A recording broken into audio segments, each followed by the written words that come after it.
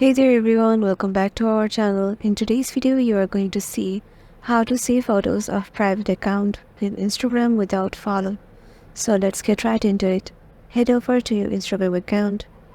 Make sure you have logged in into your desired Instagram account from which you want to see that, and head over to any private account.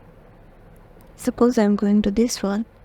As you currently see, the account is private and there is no post. If there was some post of him of this account, we might just search him on here and we would get some recommendation with him tagged in. So from there we can see the posts of him tagged with, and we will get to know that he is tagged in those specific posts. And yeah, this is how we'll able to see the photos of that private account. Hope this video will help you out.